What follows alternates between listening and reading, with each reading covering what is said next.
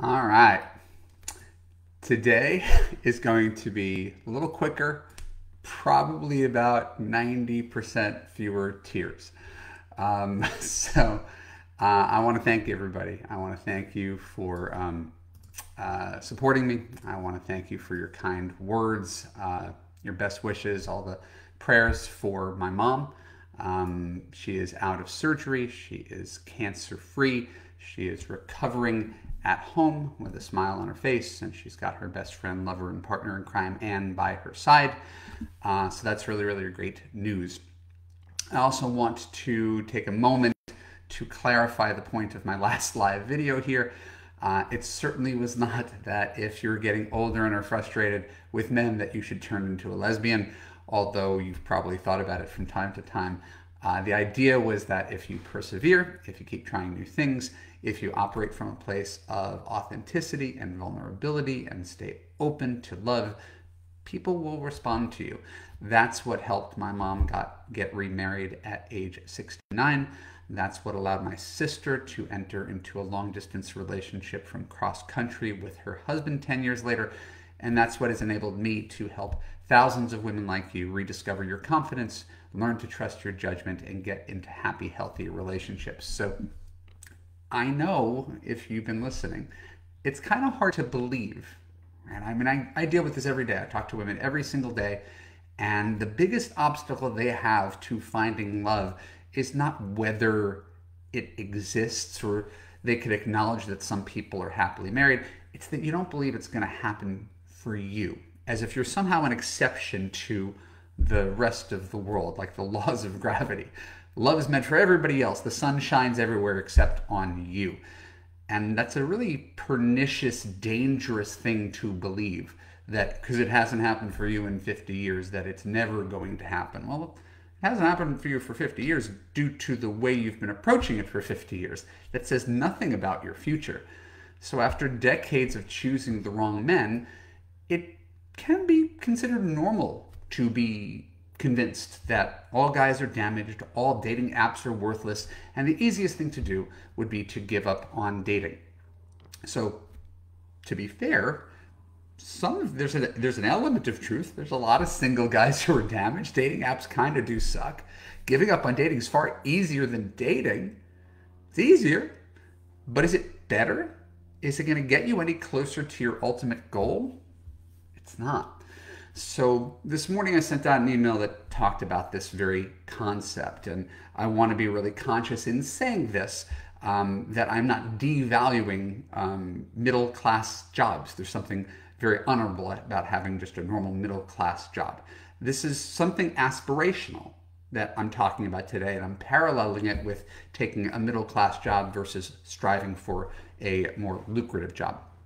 So imagine, maybe not that hard, that you've got a job that pays you $50,000 a year, and it's a perfectly good job. And you like some aspects of your work, you enjoy the colleagues you work with, you got a roof over your head, a little extra spending money, you don't feel stressed about paying the day-to-day bills. If someone asked you, would you like to make more money? The answer is hell yeah, because that's normal. Who wouldn't want to make more money? At the same time, in this economy, you're not taking your stable job for granted. You may never get rich with your stable $50,000 job.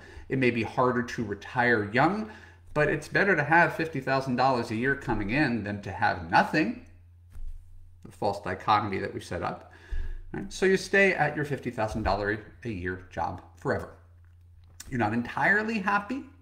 Sometimes wonder if there's more out there, but you're content. And in life, being content's a good thing. You consider that good enough. Now, someone else may look at the exact same situation through a different lens. It's not that that other woman is ungrateful to have stable work in an unstable time.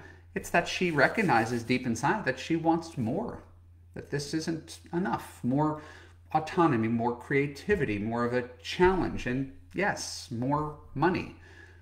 So we could look at it through both lenses. It's not that $50,000 per se is bad, but someone in the world makes $150,000. Why not you? Why should you have to bust your butt for the rest of your life to make somebody else rich instead of getting rich yourself? Now, both are perfectly reasonable positions. And remember, this is a parallel to dating. This is not actually about money. Right? They're both reasonable positions. My wife is like the first woman. She had a job where she was perfectly content for 16 years, despite the fact that she didn't have health insurance and never made over $60,000. I, on the other hand, always wanted more and could never convince myself to take a regular job with bosses and meetings and salaries and asking for permission to take time off. I don't have the temperament for it. So I don't know anything about you, but I want to ask, are you more like me or are you more like my wife? Do you stay in a job that isn't entirely fulfilling, where you're not totally well compensated, all because you're afraid that you can't do better? And remember, there's nothing wrong with making $50,000. It's easier to stay at the same job than it is to become an entrepreneur and hang out your shingle or go get a master's degree to land a better position. But there's a difference between being content and actually aspiring to more. If you aspire to more and you're not doing anything about it, well, then we've got something to talk about. So if I can assume that, like most people, you'd rather make $150,000 than $50,000, the question, the obvious question, is why you would stay in your job if you were dissatisfied with the pay.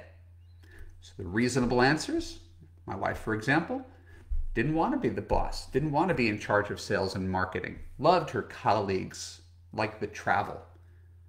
But if you're staying at a dissatisfying job that doesn't even pay that well, it's probably because of fear, insecurity, and the lack of belief that you could actually make $150,000. It seems like a fantasy. So let's take that logic and apply it to my favorite subject, dating and relationships. And again, we could poke holes in this. This is not a perfect metaphor by any means, but I think it's worth thinking about what we aspire to and how high we aim. Would you rather be single or happily married? I don't know I've ever talked with someone who would rather be single. You'd rather be single than miserable, right, in a terrible marriage. But I don't know that there's a person who could say that they'd rather be single than happily married. So 50% of women in America are single. So why would you stay single if you don't actually want to be alone? My guess, and I'm putting myself out on a limb here, is that you don't remain single because you want to be single, like this is the end game in life. You're single for the same reason that people stay in their mediocre dead-end jobs.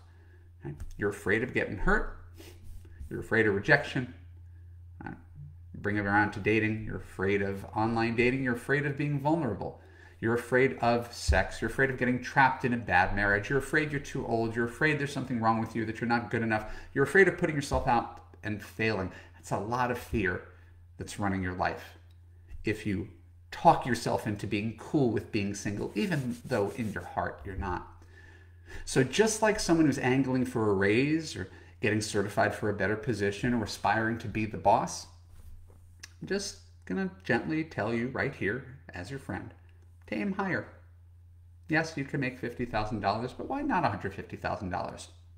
Yes, you could be content single forever, but why not aim for happily married? Aiming higher isn't the only way to live. I'll be the first to acknowledge that. But candidly, I think it's the best way to live. It's the way I'm trying to teach my kids.